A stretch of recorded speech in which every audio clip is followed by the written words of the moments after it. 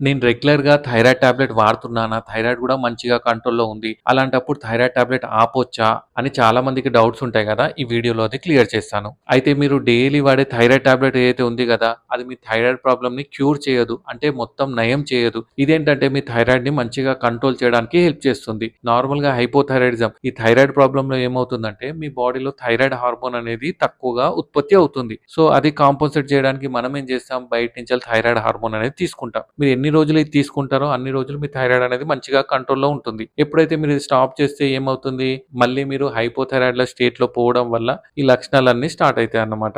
So, అందుకోసమే thyroid ఉన్నవాళ్ళు తప్పకుండా తీసుకోవాలి. కానీ కొందరిలో థైరాయిడ్ టాబ్లెట్ అనేది స్టాప్ చేసే పాసిబిలిటీస్ ఉంటాయి. ఎగ్జాంపుల్ ప్రెగ్నెన్సీ తర్వాత కొందరికి థైరాయిడ్ అనేది నార్మల్ అయిపోతుంది గదా! అలా అన్నమాట. అయితే మీరు మీ డాక్టర్‌ని కన్సల్ట్ అయ్యి మీ డాక్టర్ చెప్పిన తర్వాత థైరాయిడ్ టాబ్లెట్ అనేది స్టాప్ చేయండి. అంతేగాని థైరాయిడ్ నార్మల్ ఉంది అని థైరాయిడ్ టాబ్లెట్ అనేది స్టాప్ చేయకండి. మళ్ళీ టీఎస్‌హెచ్ లెవెల్స్ అనేది పెరిగే ఛాన్సెస్ ఉంటాయి. అండ్ మీకు ఈ థైరాయిడ్ రిలేటెడ్ ప్రాబ్లమ్స్ అనేది డెవలప్ అయితాయి. అర్థమైంది గదా! మరి మీకు కూడా ఇలాంటి డౌట్స్ ఏమైనా ఉంటే కింద కామెంట్ చేయండి.